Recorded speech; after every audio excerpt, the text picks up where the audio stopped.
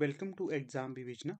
तो दोस्तों, जैसा कि आप लोगों को पता है, हम अपने इस चैनल पर डिस्कस कर रहे हैं महत्वपूर्ण PYQ सीरीज। ठीक है, इसी के तहत जो आज का हमारा विषय रहने वाला है तो वो है हिंदी साहित्य इतिहास। इसके अंतर्गत हम प्रमुख ग्रंथों की चर्चा करेंगे, नामकरण की चर्चा करेंगे और काल विभाजन की चर्चा करेंगे। ठीक है, ये बेसिकली MCQ बेस्ड रहने वाला है।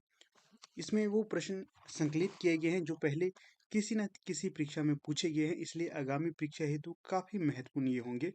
तो ध्यानपूर्वक आप पूरा का पूरा लेक्चर देखना।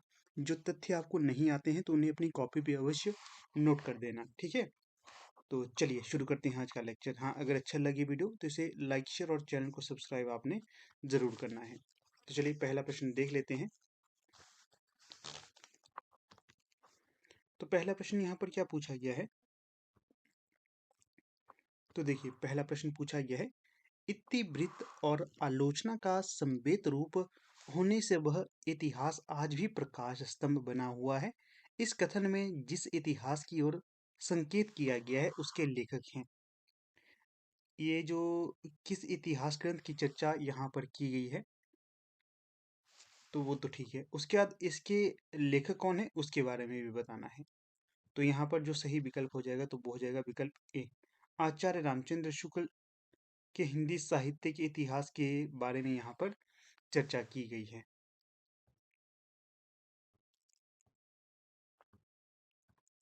ठीक है, फिर आगे है जो आचार्य रामचंद्र शुक्ल रचित इतिहास ग्रंथ है, इसका क्या नाम है, हिंदी साहित्य का इतिहास। और इसका समय कब का है, कब ये प्रकाशित हुआ था, 1929 में। जो आचार्य रामचंद्र शुक्ल है ये मूलतः क्या माने जाते हैं, समीक्षक माने जाते हैं और आलोचक माने जाते हैं। इसके साथ साथ इनके द्वारा एक प्रसिद्ध कहानी भी लिखी गई है और जिसका नाम है 11 वर्ष का समय, और एक प्रसिद्ध अनुवाद भी किया गया है इन्होंने, बुद्ध का नाच घर नाम से। अगला प्रश्न देखिए यहाँ पर, हिंदी साहित्य के इतिहास में आदिकाल के लिए आधार काल नाम किसने दिया।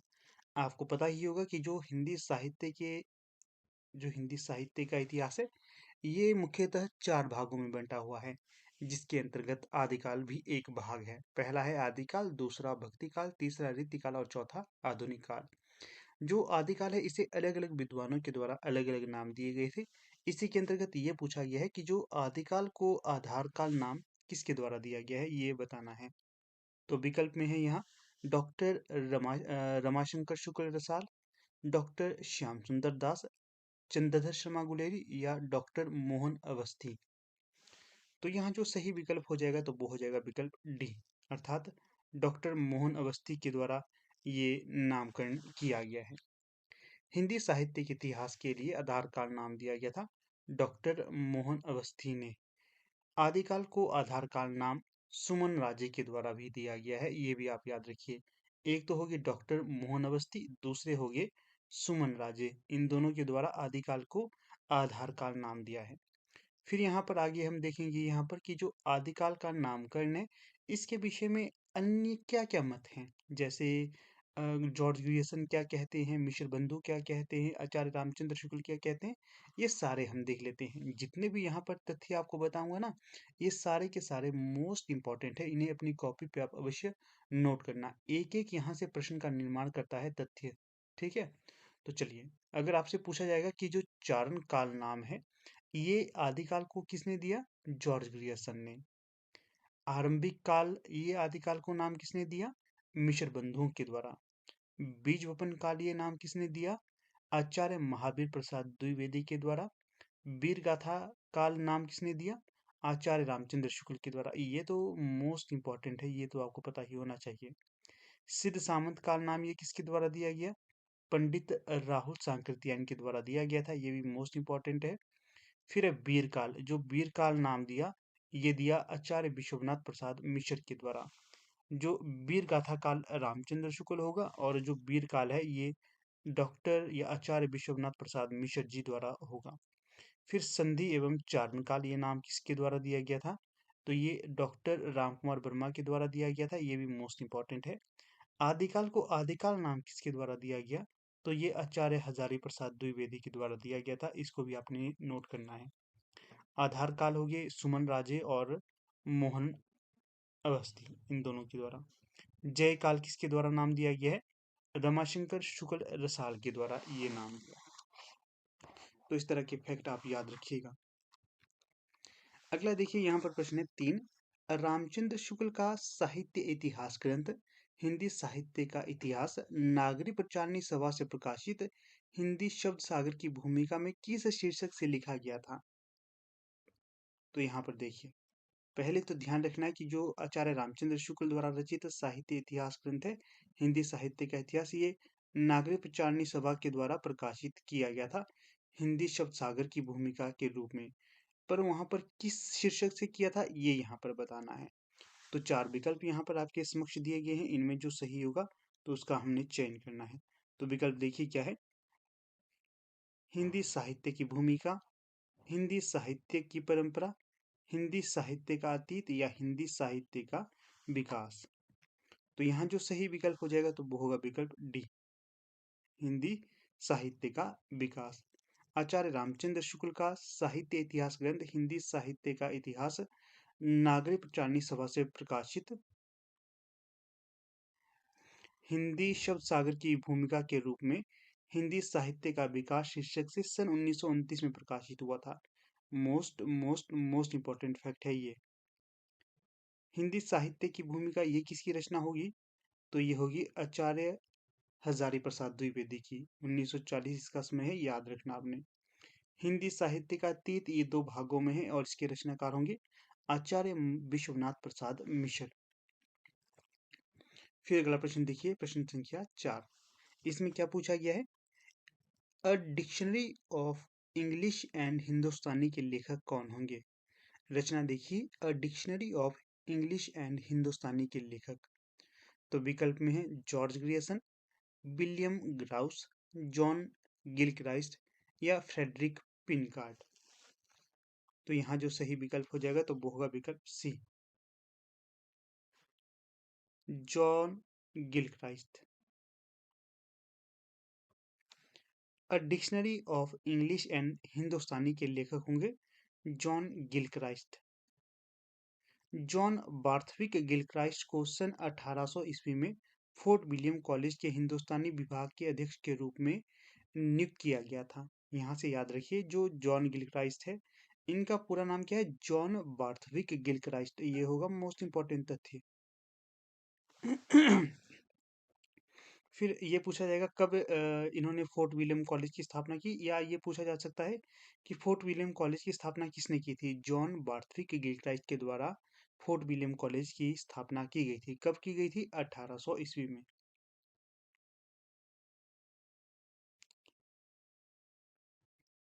फोर्ट विलियम कॉलेज की स्थापना 1800 में की गई थी। ठीक है। ये देखिए, जॉन बार्थविक गिलक्राइस्ट के पूरी तरह से इन्होंने ये नहीं किया था, ये हिंदी विभाग के अध्यक्ष थे, ये इसकी स्थापना इनके द्वारा की गई थी, ये याद रखना आपने। हाँ, जो स्थापना शायद मुझे याद आ रहा है विलियम बेंटिंग के द्वारा की, हाँ विलियम बेंटिंग के द्वारा की गई थी। ये हिंदी जो फोर्ट विलियम कॉलेज के हिंदुस्तानी विभाग के अध्यक्ष रह चुके हैं, ये आपने याद रखना है।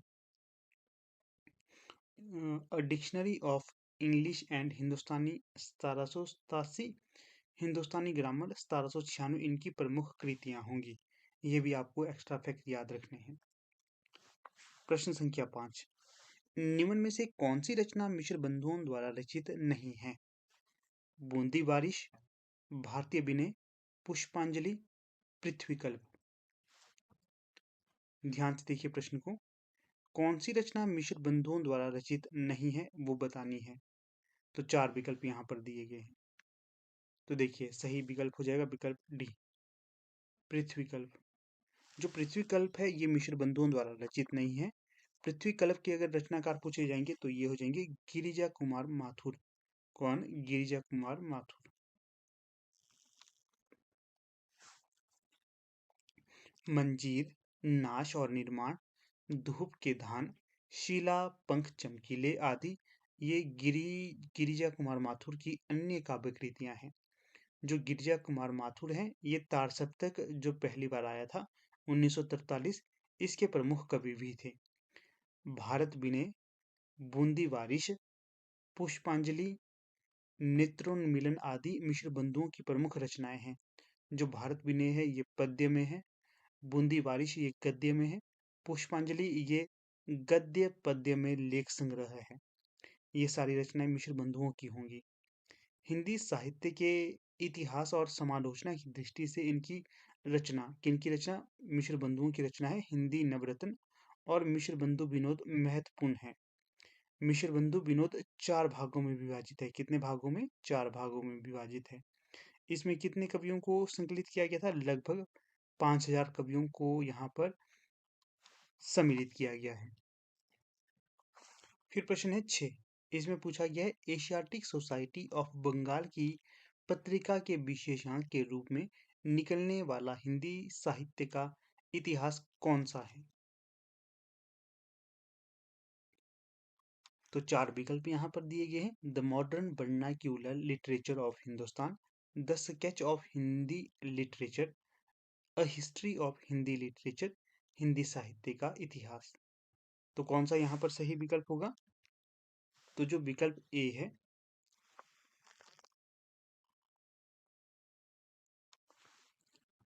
विकल्प ए है यहाँ पर the modern vernacular literature of Hindustan, ये इसका उत्तर हो जाएगा। एशियाटिक सोसाइटी की पत्रिका के विशेषांक के रूप में निकलने वाला हिंदी साहित्य का इतिहास ग्रंथ the modern vernacular literature of Hindustan 1888 है। समय याद रखिए 1888। The modern vernacular literature of Hindustan नामक इतिहास ग्रंथ के लेखक कौन होंगे? जॉर्ज ग्रियर्सन, याद रखना है। ग्रियर्सन ने अपने ग्रंथ में 952 कवियों को शामिल किया। कितने? 952। डॉक्टर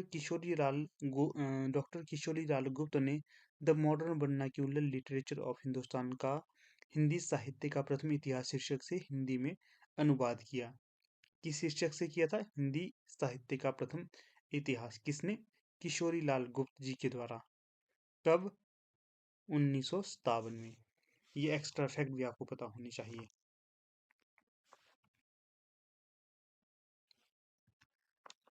फिर देखिए अगला प्रश्न है यहाँ 7। इसमें क्या पूछा गया है? हिंदी काव्यधारा के संग्रहकर्ता साहित्यकार का क्या नाम है? तो विकल्प है यहाँ पर महामहोपाध्याय हरप्रसाद शास्त्री, महापंडित राहुल सांकृत्यायन, डॉक्टर शहीदुल्लाह, डॉक्टर प्रबोध चंद्र बागची। तो यहाँ जो सही विकल्प हो जाएगा तो वो हो जाएगा आपका विकल्प बी, महापंडित राहुल सांकृत्यायन। हिंदी काव्यधारा के संग्रहकर्ता, कौन सी पुस्तक है? हिंदी काव्यधारा के संग्रहकर्ता साहित्यकार का नाम है महापंडित राहुल सांकृत्यायन। यह एक इतिहास ग्रंथ है। इन्हें यात्रा साहित्य का पितामह भी कहा जाता है। तो मोस्ट इंपॉर्टेंट है ये फैक्ट, याद रखिएगा आप लोग। पूछा जाएगा कि यात्रा साहित्य का पितामह किसे कहा जाता है? तो ये हो जाएंगे पंडित राहुल सांकृत्यायन। इनके प्रमुख यात्रा साहित्य हैं। पहला है मेरी लद्दाख यात्रा, मेरी तिब्बत यात्रा, किन्नर देश में, चीन में क्या देखा, रूस में 25 मार्च। और हिमाचल जीके की भी इनकी काफी प्रसिद्ध पुस्तक अवेलेबल है, उसे आप ले सकते हो पढ़ने के लिए।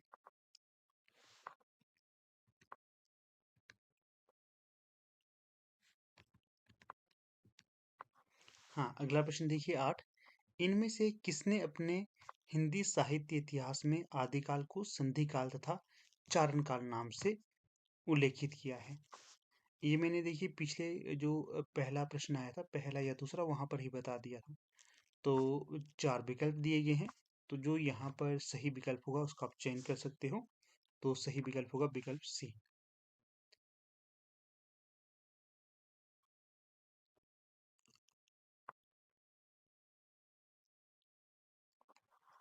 डॉक्टर रामकुमार वर्मा ने अपने हिंदी साहित्य इतिहास में आदिकाल को संधिकाल तथा चारणकाल नाम के 2 उपशीर्षक दिए।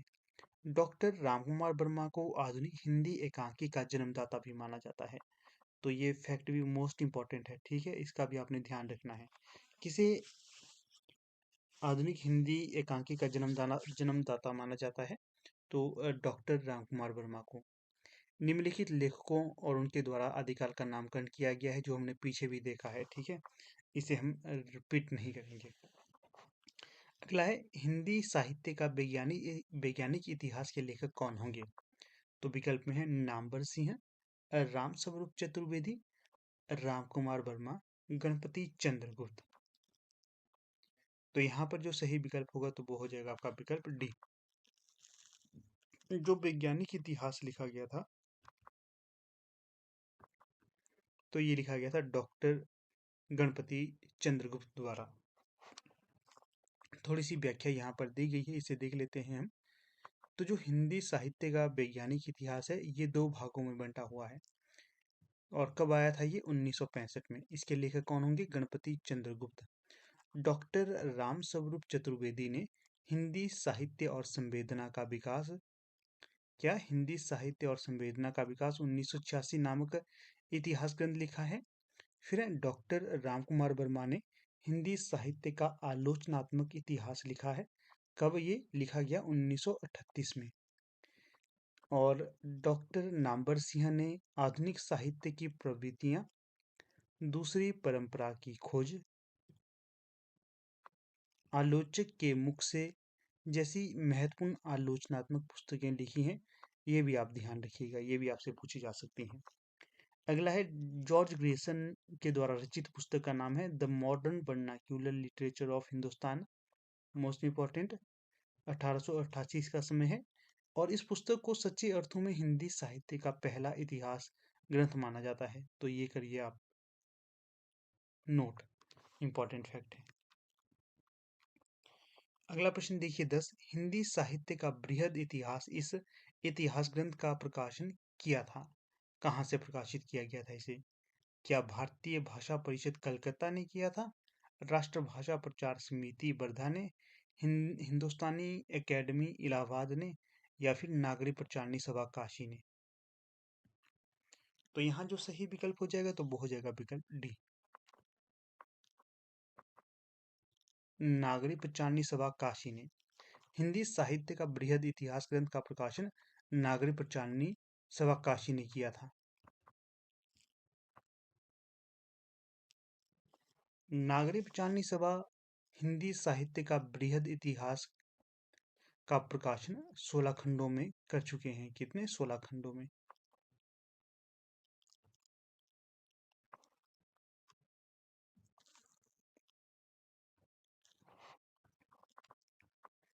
तो याद रखना है 16 खंड होंगे इसके।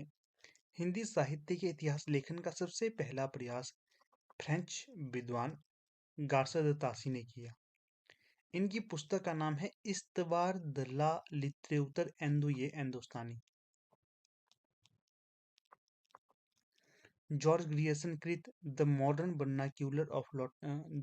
Vernacular literature of Hindustan 1888। इसे सच्चे अर्थों में हिंदी साहित्य का पहला इतिहास ग्रंथ माना जाता है। ग्रियर्सन ने अपने इतिहास ग्रंथ में 952 कवियों को शामिल किया। फिर अगला प्रश्न है 11, हिंदी साहित्य जगत में मिश्र बंधु नाम से विख्यात लेखकों में सम्मिलित हैं। ये भी काफी महत्वपूर्ण प्रश्न है ये। ठीक है, इसका भी आपने ध्यान रखना है।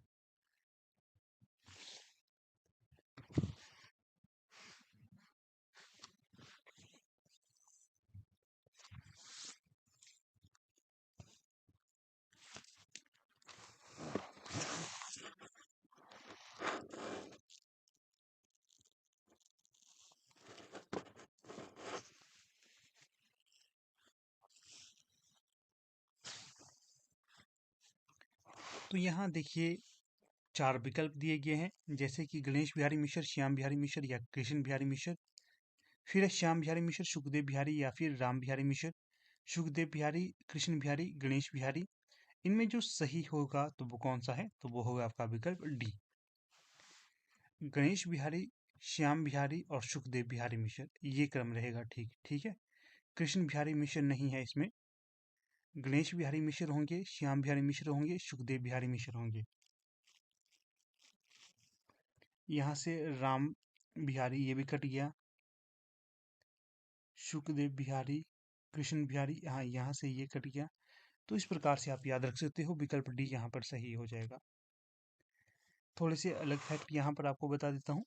मिश्र बंधुओं ने मिश्र बंधु विनोद, क्या मिश्र बंधु विनोद इतिहास ग्रंथ की रचना की, जिसके प्रथम तीन भाग का प्रकाशन कब हुआ था, 1913 में, तथा चौथे भाग का कब प्रकाशन हुआ, 1934 में। ये भी याद रखना है। मिश्र बंधु विनोद में लगभग 5000 कवि हैं, तो संख्या यहाँ पर जो प्रॉपर होगी तो वो 4591।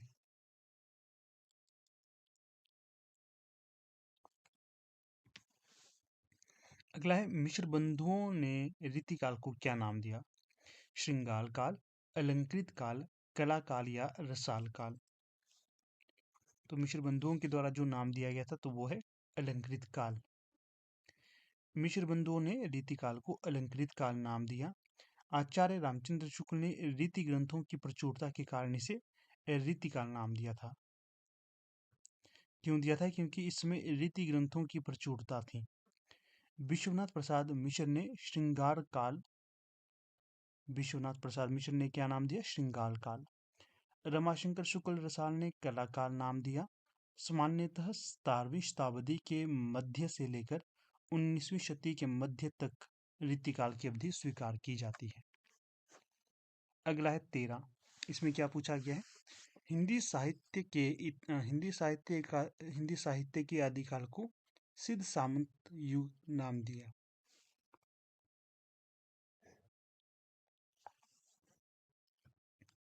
तो सही जो विकल्प होगा कौन सा होगा, तो सही विकल्प हो जाएगा यहाँ पर विकल्प डी, राहुल सांकृत्यायन के द्वारा।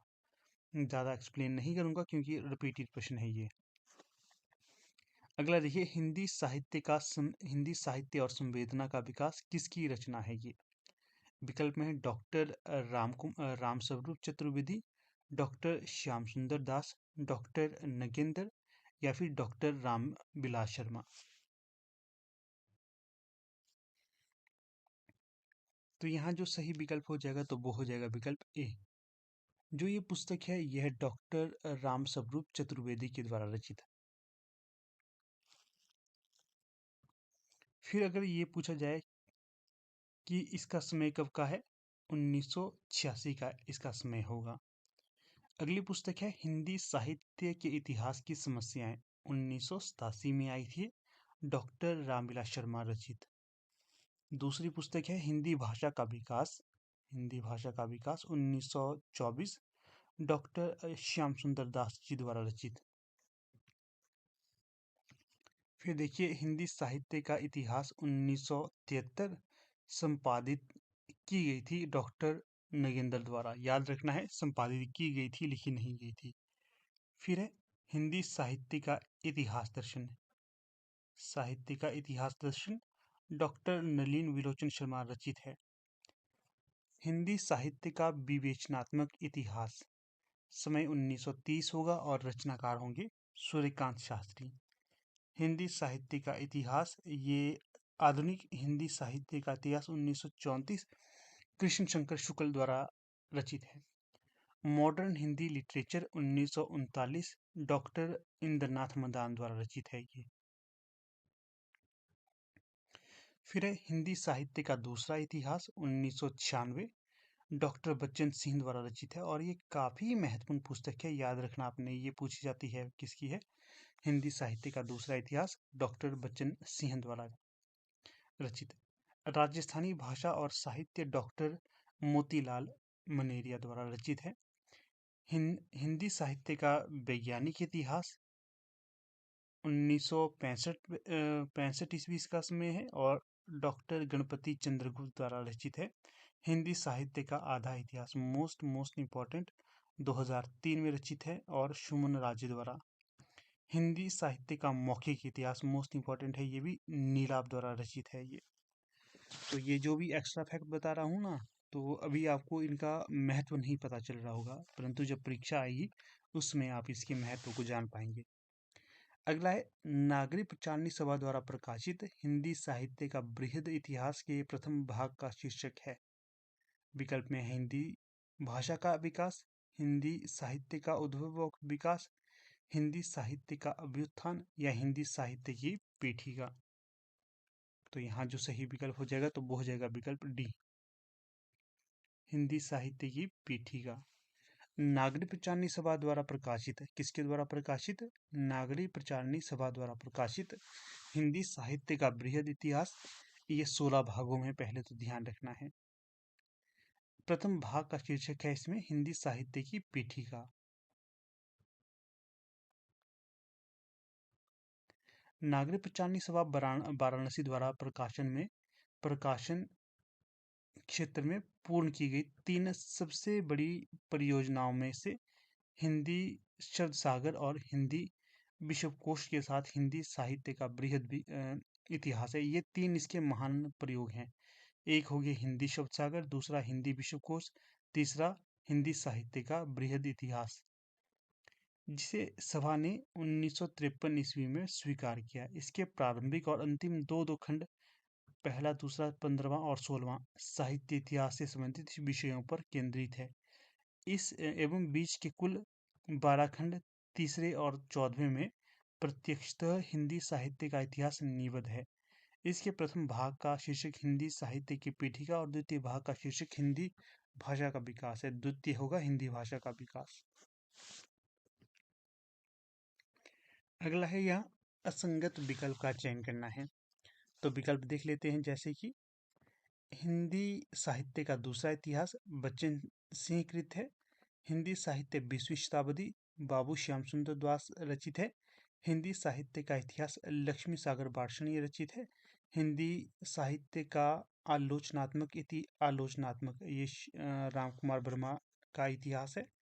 तो कौन सा सही होगा यहाँ पर जो असंगत होगा? तो वो होगा विकल्प बी, जो हिंदी साहित्य का 20वीं शताब्दी का इतिहास है। हिंदी साहित्य 20वीं शताब्दी, ये बाबू श्याम सुंदर दास द्वारा रचित नहीं है, ये असंगत हो जाएगा।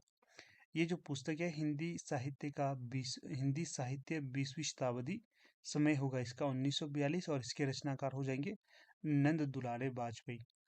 नंद दुलारे वाजपेयी की अन्य कृतियां देखिए, जय शंकर प्रसाद 1940, आधुनिक साहित्य 1950, महाकवि सूरदास 1952, रस सिद्धांत 1977, नया साहित्य नए प्रश्न 1955। ये मोस्ट इंपॉर्टेंट पुस्तक होगी। रीति और शैली 1989। फिर देखिए अगला प्रश्न है यहाँ 17, काल प्रवृत्ति का निर्णय प्राप्त ग्रंथों की संख्या द्वारा नहीं निर्णीत हो सकता, बल्कि उस काल की मुख्य प्रेरणादायक वस्तु के आधार पर ही हो सकता है। ये कथन किसका होगा? विकल्प में है रामचंद्र शुक्ल, हजारी प्रसाद द्विवेदी, डॉक्टर नगेंद्र या राम कुमार वर्मा। तो यहाँ जो सही विकल्प हो जाएगा तो वो होगा विकल्प बी, हजारी प्रसाद द्विवेदी का ये कथन हो जाएगा। आचार्य रामचंद्र शुक्ल के अनुसार रामचंद्र शुक्ल ने क्या कहा? जिस काल विभाग के भीतर किसी विशेष ढंग की रचनाओं की प्रचुरता दिखाई पड़ी है, वह एक अलग काल माना गया है और उनका नामकरण उन्हीं रचनाओं के स्वरूप के अनुसार किया गया है। काल विभाजन साहित्य इतिहास प्रवृत्तियों की समानता के आधार पर होना चाहिए। कैसे? काल विभाजन साहित्यिक प्रवृत्तियों की समानता के आधार पर होना चाहिए। कालों का नामकरण यथासंभव मूल चेतना प्रधान प्रवृत्ति को आधार बनाकर करना चाहिए। युगों का सीमांकन मूल प्रवृत्तियों के आरंभ और समापन के अनुसार करना चाहिए। काल की मूल प्रवृत्ति का निर्धारण प्रमुख ग्रंथों के आधार पर करना चाहिए। अगला देखिए 18, इसमें क्या पूछा गया? कौन सा विवरण सही नहीं है? पहला विवरण क्या है? गार्सद तासी ने अपने इतिहास ग्रंथ में कवियों को कालक्रमानुसार प्रस्तुत किया है। शिवसिंह सरोज ने लगभग 1000 कवियों का जीवन चरित्र अपने कविताओं के उदाहरण सहित प्रस्तुत किया है। जॉर्ज ग्रीसन के इतिहास ग्रंथों का हिंदी अनुवाद हिंदी साहित्य का प्रथम इतिहास शीर्षक से प्रकाशित हुआ। अंतिम है, जॉर्ज ग्रियर्सन ने कवियों और लेखकों को कालक्रमानुसार वर्गीकृत किया है। तो जो सही विकल्प होगा तो वो होगा विकल्प ए। गार्सा दत्तासी ने अपने इतिहास ग्रंथ में कवियों को कालक्रमानुसार प्रस्तुत किया है। ये यहाँ पर असंगत हो जाएगा, बाकी सारे संगत होंगे। गार्सा दत्तासी के ग्रंथ को उर्दू, हिंदी अथवा हिंदुस्तानी साहित्य का सर्वप्रथम इतिहास ग्रंथ माना जाता है। इसका पहला संस्करण 2 भागों में सन 1839 और 1847 में वर्णानुक्रम पद्धति में प्रकाशित हुआ।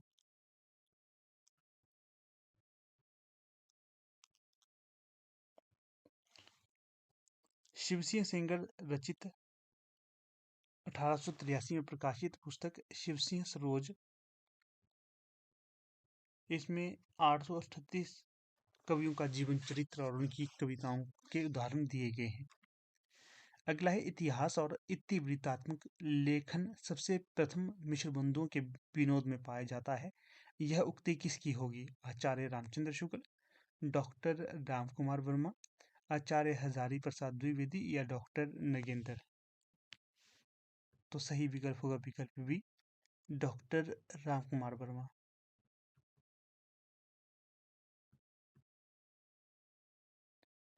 आचार्य रामचंद्र शुक्ल ने मिश्र बंधु विनोद को क्या कहा? बड़ा भारी वृत्त संग्रह। तथा मिश्र बंधुओं जिसमें श्याम बिहारी, सुखदेव बिहारी तथा गणेश बिहारी मिश्र, इन्हें परिश्रमी संकलनकर्ता कहा है। ये जो उपाधियां दी गई हैं इसका ध्यान रखना आपने। अगला देखिए 20, मिश्र बंधु विनोद के विषय में कौन सा विवरण सही नहीं है? पहला है, इसमें अनेक कवि जो अज्ञात थे प्रकाश में लाए गए हैं और उनके साहित्यिक महत्व का मूल्य आंका गया है। दूसरा है, इसके प्रथम 3 भाग संवत 1970 विक्रम में, चतुर्थ भाग संवत 1991 में प्रकाशित हुआ। अगला है, चतुर्थ भाग साहित्य के वर्तमान काल से संबंधित है। अंतिम है, इसके चारों भागों में लगभग 3000 कवियों का विवरण मिलता है। तो जो विकल्प डी है ये यहाँ पर सही नहीं है, बाकी सारे सही होंगे। क्यों नहीं है? जो मैंने पीछे आपको बताया था वो इसका रीजन है। इसके चारों भागों में 3000 कवियों का विवरण नहीं मिलता है। ठीक है, इसमें कितने कवियों का विवरण मिलता है? 5000। मिश्र बंधु विनोद के प्रथम 3 भागों का प्रकाशन संवत 1973, सन 1913 और चतुर्थ भाग का प्रकाशन 1991 मतलब सन 1934 में हुआ। अगला है, हिंदुस्तानी को सर्वप्रथम किस विद्वान ने कहा? हिंदुस्तानी को सर्वप्रथम हिंदी किस विद्वान ने कहा? जॉर्ज ग्रियर्सन, गिलक्राइस्ट, इंशा अल्लाह खां, सदा सुखलाल। तो सही विकल्प होगा विकल्प बी, गिलक्राइस्ट के द्वारा।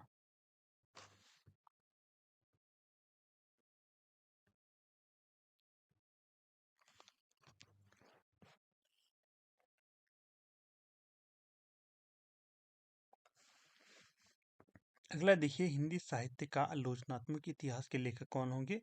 4 विकल्प दिए गए हैं, इनमें जो सही विकल्प हो जाएगा तो वो हो जाएगा विकल्प ए, हिंदी साहित्य का आलोचनात्मक इतिहास, डॉक्टर राम कुमार वर्मा। जो डॉक्टर राम कुमार वर्मा है इनका जन्म हुआ था 1905 में, इनका निधन सन 1990 में हुआ। चित्ररेखा काव्य संग्रह पर इन्हें देव पुरस्कार से सम्मानित किया गया। इन्हें हिंदी एकांकी का जनक माना जाता है। 1963 में इन्हें पद्म भूषण से सम्मानित किया गया था। एकलव्य, रेशमी टाई, पृथ्वीराज की आंखें, दीपदान इनकी प्रमुख कृतियां हैं।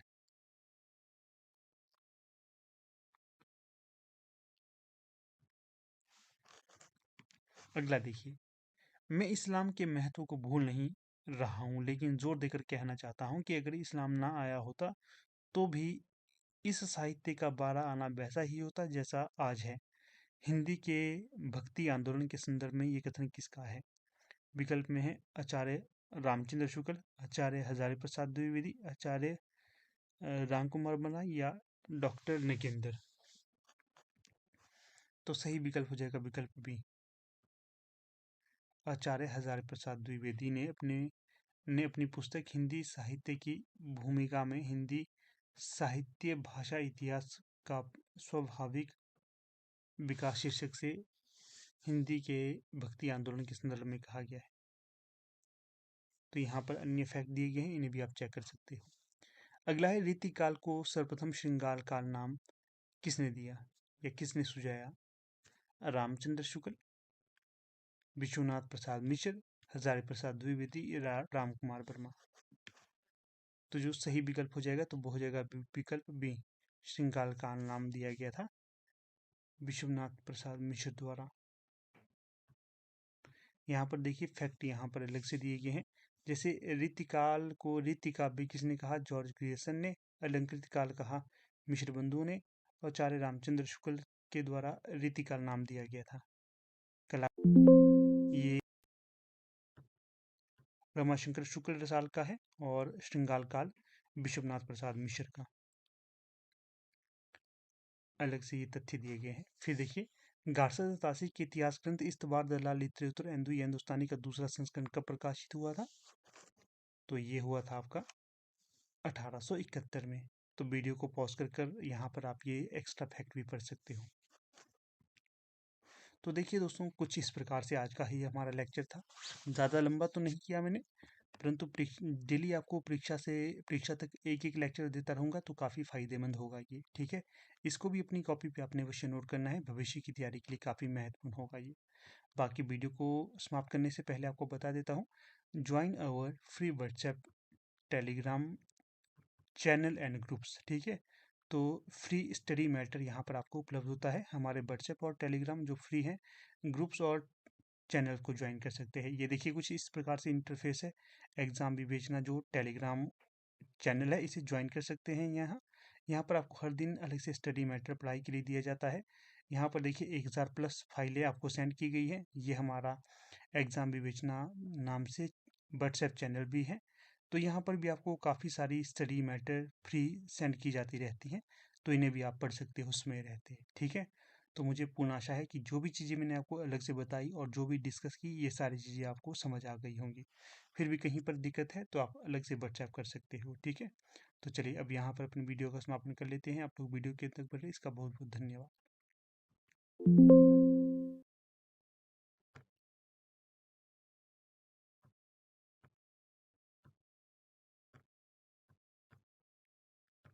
इसी के साथ यहाँ पर देखिए आप हमारे हार्ड कॉपी नोट्स भी अपने घर मंगवा सकते हो। ये जो हार्ड कॉपी नोट्स हैं काफ़ी महत्वपूर्ण और इंपॉर्टेंट साबित हो चुके हैं, क्योंकि जो अधिकतर बच्चे थे एलटी टेट की तैयारी कर रहे थे, उन्होंने इसे इस तरीके से पढ़ा और उनके सभी के बच्चों के टेट क्लियर हो चुके हैं। यहाँ पर आपको 1500+ मोस्ट एक्सपेक्टेड क्वेश्चन रखे गए हैं हार्ड कॉपी नोट्स पे। अगर मंगवाते हो तो आपके घर पहुँच जाएंगे। एक बार 2-3 बार रिवाइज कर लोगे तो काफ़ी सारे संशय आपके दूर हो जाएंगे और काफ़ी आप प्रिपेयर हो जाओगे परीक्षा के लिए, ठीक है। अगर मंगवाने हैं तो यहाँ पर देखिए नंबर दिया गया है, व्हाट्सएप है, व्हाट्सएप के माध्यम से आप इन्हें मंगवा सकते हैं अपने घर में। यहाँ पर कॉल की सुविधा नहीं है, सिर्फ आप व्हाट्सएप कर सकते हो, व्हाट्सएप के माध्यम से ये चीज़ें आपको प्रोवाइड हो जाएंगी, ठीक है। तो चलिए।